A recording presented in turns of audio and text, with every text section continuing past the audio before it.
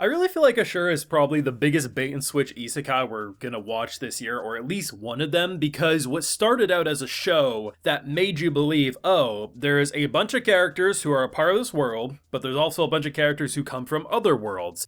Demon King Gong, gonna be a big tournament battle royale, they're gonna fight to the death, only one's left standing. Turned into a political mystery of where each of these central powers in the world are doing so many different things.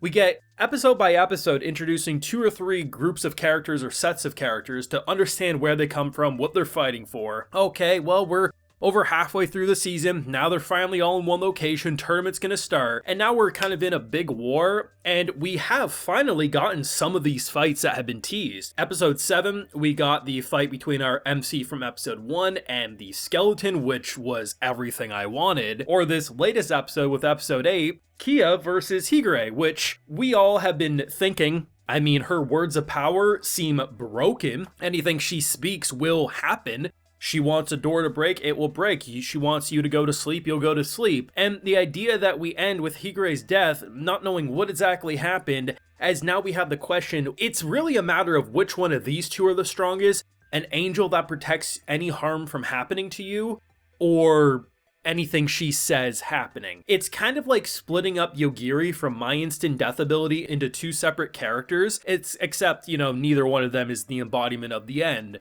But I truly believe this is one of the most effective bait and switches of, eventually it could end up kind of being a battle royale isekai, but at the same time, once all these kind of wars and chaoses chill a bit, no more fighting, who's ever left standing to actually compete in what was supposed to be a tournament is going to be completely different than anything we thought of. But I really enjoyed this show. I have full live reactions to both episodes 7 and 8 of Ishura over on my Patreon if you want to see my full uncut thoughts. It's over there if you're interested. I didn't talk about last week, but last week was a good episode. And honestly, man, episode 8 is even better. I love the idea of that trip away fight, because ultimately the words of power that someone like Kia can do, it seems broken for the concept of this world. Like, if you throw a character like that against someone like Yogiri from My Instant Death ability, who's literally the embodiment of the end, he would win, because that's kind of like the idea. But in a show like this, where the only thing that really makes me unsure if she would be able to kill is someone who has a guardian angel, that anything negative, or like if you try to hurt him, this angel will kill you. So the idea that you can't even see the angel, like she could command that dude to like die or anything, but by the time that happens, the angel probably would have slit her throat, right? So it's like, I don't know for sure, but the idea that Higure was trying to poison, and she does a simple command of protect us from anything that tries to harm us. I thought Higure died from his own poison. No, in fact, it was because the dude around the corner was gonna be poisoned, so the angel killed Higure because obviously you can't hurt my master. Such a cool fight. It was so simple, but the idea that over these episodes, we've gotten a taste of how powerful most of these characters are, and to finally have 2 of the strongest characters that have been introduced fully go at it. I mean, it was simply deflect, that wasn't enough, protect us from everything, and you could remove the air from the room and nothing would happen to them, as we're like, what the hell? Like, there's no wonder this woman is trying to keep the words a secret from anyone and eliminating anyone who knows of them, because this is completely broken. But I love the fact that all the stories that we've been building up throughout these weeks are so good. Star Runner, as an example. We haven't seen him in a hot minute, but he comes back in with his gacha pulls, which he's either the best gacha gamer out there, or he's the dude playing New Game Plus with his endgame inventory, because all those wyverns in the sky, he literally has a whip blade that he's flying around like a jet plane and slicing them up. And then, oh, what's this? Spider robot mommy down there? Sure, she can blow apart 20 of them as well. All these little stories are so fun to follow as you understand where all these kind of political sabotages and who's backstabbing who's trying to make a move here, like, is this war? This doesn't seem like the appropriate way to handle it. It's just really, really interesting. But I also loved episode 7, where that's when shit really started to pop off, and we got one of the fights that has been teased ever since we first watched the OP and the ED, which was our boy from episode 1. I'm bad with names, there's way too many characters, you gotta forgive me, but our samurai boy from episode 1, and of course the skeleton. And that fight was really good. That was probably the best animated fight we've seen so far.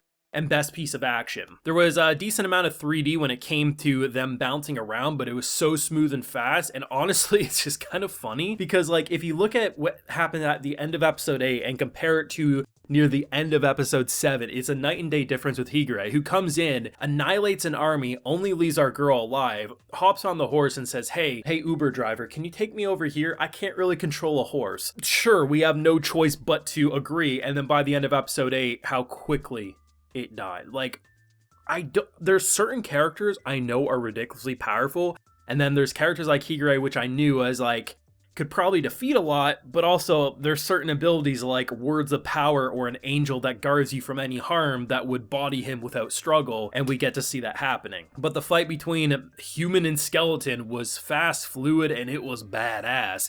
But there's so many little stories at play, and I don't really know where we leave this season off. One of my common thoughts has been, it's a shame we don't have like 5 to 10 cores worth of episodes to binge, because this is the type of show I could have easily seen myself discovering when getting into anime that was an older series, 90s, early 2000s or something, and it had like 50 episodes, and I just binged it in a week because it's just so captivating. Unfortunately, it's a one and done season, most likely. Could it get a season 2? Maybe. Even though Passion isn't really a studio known for season 2s, it's all about if the production committee wants to fund more, and even if the studio in question didn't want to do it, they just hire a different studio to do it. Is this going to be popular enough to warrant it? It's hard to say, because even though it's not really popping off discussion-wise in the West, these types of shows do generally do decent enough in Japan that maybe it would warrant more. But at the same time, with how quickly we go from episode 7 to episode 8, and the type of characters we're dealing with, I mean, it might be able to find a decent enough stopping point to leave you satisfied enough, even though we're clearly not even going to be scratching the surface of where these stories and characters want to go. But like I said, I definitely think this is one of the biggest bait and switch isekais, because I think most of us were expecting either A, they didn't know what the hell they were watching, or 2, you thought, oh, it's a isekai battle royale, fight to the death in the tournament, one left standing.